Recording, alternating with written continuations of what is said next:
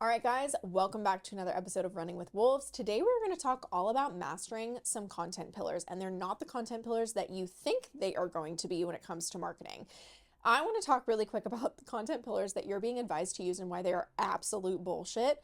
I will never get over the advice or the marketing advice that people give where it's like, oh, all you have to do to create sales is inspire, motivate, and educate.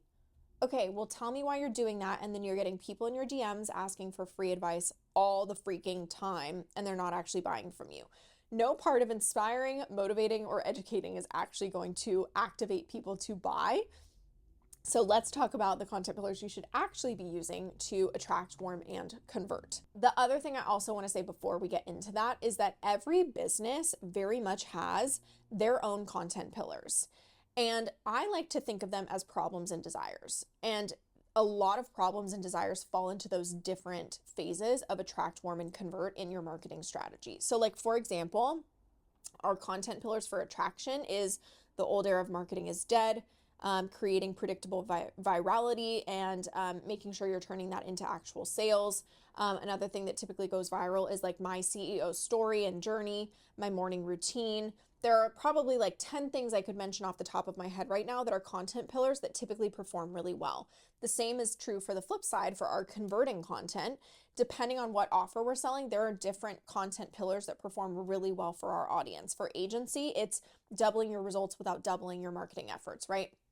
For accelerator, it's creating a shit ton of content that's not actually creating results for you. So we know off the top of our head topics and pieces of content that typically attract, warm, and convert really well for us historically and based in real data. And so those are actually more so our content pillars for each phase of our framework rather than inspire, educate, motivate, blah, blah, blah, right? So you have to really figure out based on problems and desires and data what those content pillars are for attraction, warming, and converting consistently. The other thing I want to mention is you also have to think about the purpose of the platform. So when it comes to creating your marketing strategy and your content pillars, think through problems, desires, symptoms, solutions, like we've already kind of talked about in our other episodes. But the other thing you also want to think about with each phase of our Wolf framework and all of the different platforms is what's the purpose of the platform? On TikTok, the purpose of the platform is attraction and warming, so entertaining and educating. We've already kind of talked about this a little bit. So any content pillars that attract and warm your audience really well, that's what you're going to talk about over on TikTok, not educating and warming and inspiring. You're going to talk about what typically performs really well and what engages your audience really well. Over on Instagram or another converting platform, that's the purpose of that platform, is really to convert your audience into sales really effortlessly with your content. So you want to think about the buyer types that are in your audience. What do they need to hear in order to really effortlessly buy from you? Again, there are 4 different buyer types. Do they need to hear about data and analytics and statistics and ROI and social proof? Do they need to feel a relational connection to you? Do they need to talk about the emotions, behind the solution your products or your services incorporate? Do you need to talk about, what it is, how that investment or that purchase is going to impact the people around them, whether it be their team, their kids, their partner, anything? Think about the buyer types that are in your audience and use that to think through content pillars that you should be talking about to convert people really effortlessly into a sale. Another content pillar is solution selling over on Instagram, objection handling, right? But a lot of times it's the same problems and desires. You're just filtering it through that different lens of conversion by selling rather than warming or attracting over on TikTok, right? So how do we then go about, if we know kind of like that each business or brand has different content pillars, if we know that we have to think about problems or desires or symptoms or any of those things to identify those content pillars, how do we identify that for our business? Like, how do we go about uncovering those things? Number 1 is going to be competitor research and analysis. This is going to be huge, you guys. A lot of times people overlook how much information you can get from your competitors' pages. But I'm not joking. When my clients do competitor analysis, it's so funny. They literally go to their competitors' pages, they're reading the comments, and they're like, oh my God, like this is a shit ton of stuff that I could create content on. I'm like, yeah, absolutely. It's like, okay, these are all of the content pillars that they're using. This is how their audience is responding to it. So you can see what to use, what not to use, what to speak on, what people are struggling with, what they desire, and you can create content from all of that to really differentiate yourself from your competitor.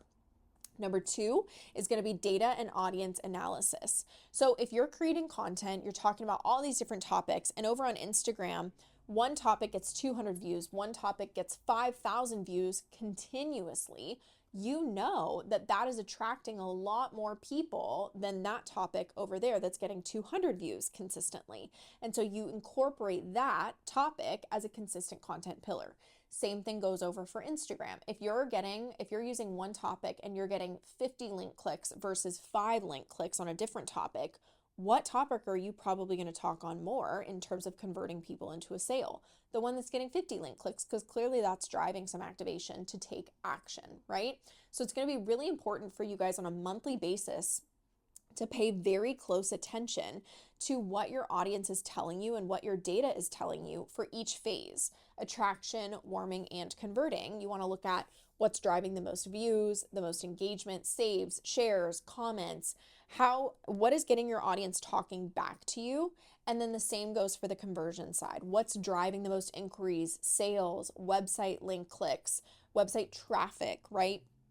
And then from there, once you can identify the topics for attract, warm, and convert each phase that are driving the most visibility and sales, a lot of times you can really solidify your strategy and refine it to make sure that you are seeing a shit ton of visibility, warming, and converting.